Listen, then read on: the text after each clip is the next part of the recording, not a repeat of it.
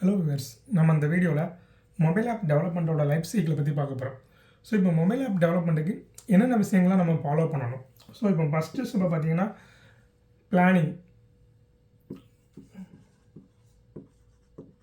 So planning என்ன பண்ண போகிறோம்னா, ஃபஸ்ட்டு நம்மளோட அப்ளிகேஷன் வந்து என்னென்ன பிளாட்ஃபார்முக்குலாம் பண்ண போகிறோம். ஸோ மொபைலை பொறுத்த வரைக்கும் நமக்கு 2 பிளாட்ஃபார்ம் இருக்குது, ஒன்று iOS, ஒன்று ஆண்ட்ராய்டு. ஸோ நம்ம 2 பிளாட்ஃபார்முக்கும் பண்ண போகிறோமா, இல்லைனா ஒரு ஆண்ட்ராய்டுக்கு மட்டும் பண்ணுறோமா, அதை நம்ம ஏம் பண்ணணும்.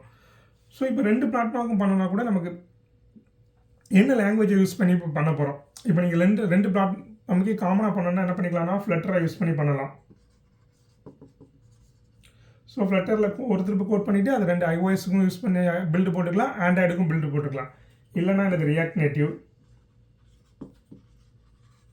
இல்லைனா MAUI.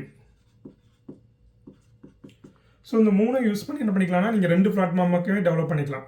இல்லை நீங்கள் நேட்டிவாக டெவலப் பண்ணால் என்ன பண்ணணும்னா ஆண்ட்ராய்டுக்கு தனியாக ஒரு டீம் வச்சு டெவலப் பண்ண வேண்டியிருக்கும், iOSக்கு தனியாக ஒரு டீம் வச்சு டெவலப் பண்ண வேண்டியிருக்கும்.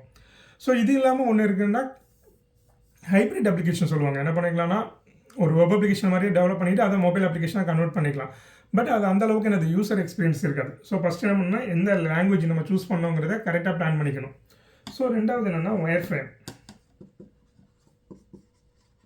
ஸோ Wireframe என்னென்னா உங்களுக்கு நீங்கள் ஃபஸ்ட்டே ஒரு டிசைன் பண்ணிடணும்.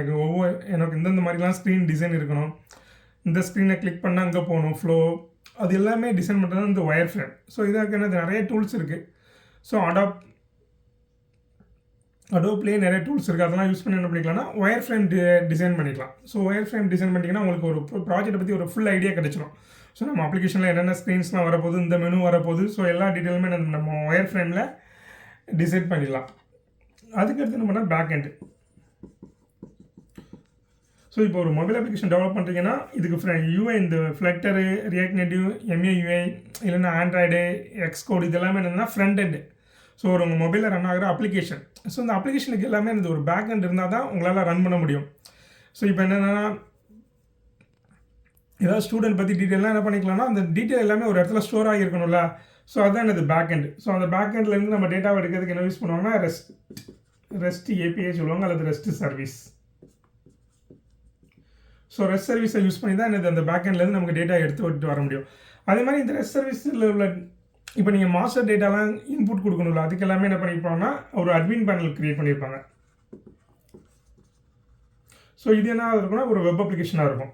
ஸோ அப்படின்னா நீங்கள் ரெஸ்ட் சர்வீஸ் வந்து என்ன லாங்குவேஜை யூஸ் பண்ணி கிரியேட் பண்ண போகிறீங்கன்னு டிசைட் பண்ணிக்கலாம். அது என்ன பண்ணிக்கலாம்னா .NET யூஸ் பண்ணி கிரியேட் பண்ணலாம், இல்லைனா ஜாவா யூஸ் பண்ணி கிரியேட் பண்ணலாம், இல்லைனா பைத்தானை யூஸ் பண்ணி கிரியேட் பண்ணலாம். அப்படி நிறைய லாங்குவேஜஸ் இருக்குது. உங்களுக்கு என்ன லாங்குவேஜ் வச்சு கிரியேட் பண்ண போகிறீங்க, அதுக்கு என்ன மாதிரி டேட்டாபேஸ் யூஸ் பண்ண போகிறீங்க, SQL சர்வர் யூஸ் பண்ண போகிறீங்களா, MongoDB யூஸ் பண்ண போகிறீங்களா, MySQL யூஸ் பண்ணிங்களா, Postgres யூஸ் பண்ண போகிறீங்களா, அது மாதிரி டேட்டாபேஸ் என்ன யூஸ் பண்ண போகிறீங்க, அது மாதிரி அட்மின் பேனல் எதை யூஸ் பண்ணி டெவலப் பண்ண போகிறீங்க, ரியாக்ட் நேட்டிவ் யூஸ் பண்ண போகிறீங்களா, ஆங்குலர் யூஸ் பண்ணி டெவலப் பண்ண போகிறீங்களா. ஸோ எல்லாமே என்ன பண்ணிக்கலாம்னா டிசைட் பண்ணிக்கலாம். ஸோ அடுத்து என்னென்னு பார்த்தீங்கன்னா ப்ரோட்டோடைப். ஸோ ப்ரோட்டோடைப் பண்ணுறதுனா என்னென்னு பார்த்தீங்கன்னா இப்போ ஒரு மினிமல் ஃபங்க்ஷனாலிட்டி வச்சு நீங்கள் பண்ணிக்கலாம். ஸோ நான் உங்களுக்கு எந்தெந்த ஃபங்க்ஷனாலிட்டி இப்படி தான் ஒர்க் ஆகுங்கிறதுக்காக ஃபுல் அப்ளிகேஷன் பண்ணாமல் அதில் மெயினான ஃபங்க்ஷனாலிட்டி இருக்கும்ல.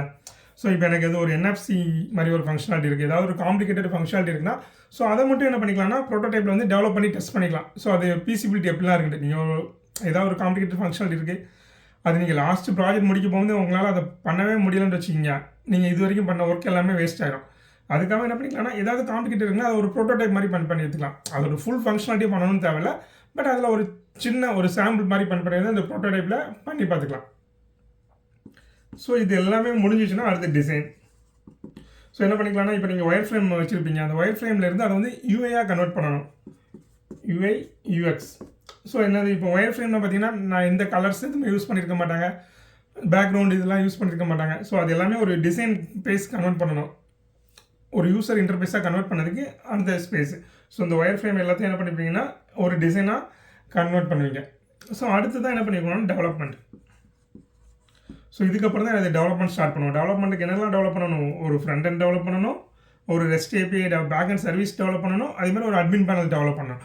ஸோ இந்த 3மே டெவலப் பண்ணால் தான் ஒரு ஃபுல் ஃப்ளெக்ஸ்டு மொபைல் அப்ளிகேஷன் உங்களுக்கு கிடைக்கும். அடுத்து பார்த்தீங்கன்னா டெஸ்டிங். ஸோ இது வந்து என்ன பண்ணிக்கலாம்னா மல்டிபிள் டைப் ஆஃப் டெஸ்டிங் இருக்குது. ஃபஸ்ட்டு வந்து ஃப்ரண்ட் அண்ட் UI டெஸ்ட் பண்ணலாம். ஸோ இது என்ன பண்ணுவாங்கன்னா manual testing, automation testing. UI என்ன பண்ணிக்கலாம்னா ஆட்டோமேட்டாவாக டெஸ்ட் பண்ணிக்கலாம்.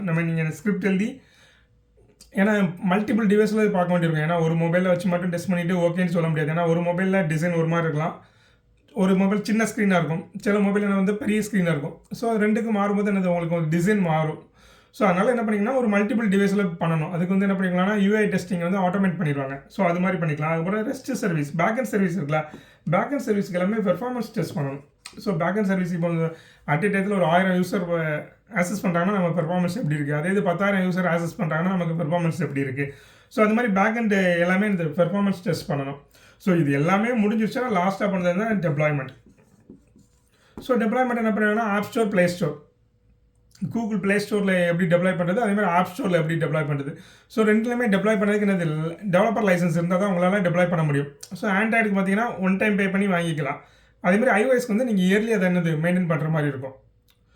ஸோ இதுதான் வந்து ஒரு ஆப், மொபைல் ஆப் டெவலப் பண்ணுறீங்கன்னா ஸோ இதுதான் அதோட லைஃப் சைக்கிள். ஸோ இந்தந்த விஷயங்கள்லாம் ஒன் பை ஒன்னாக டெவலப் பண்ணி தான் ஃபைனலாக நமக்கு அந்த அவுட்புட் ப்ராடக்ட் டெப்ளாய் பண்ணுற மாதிரி கிடைக்கும். ஸோ இதை பற்றி உங்களுக்கு ஏதாவது டவுட் இருந்துச்சுன்னா கீழே கமெண்ட் பண்ணுங்கள், நான் உங்களுக்கு ஹெல்ப் பண்ணுறேன். Thank you viewers.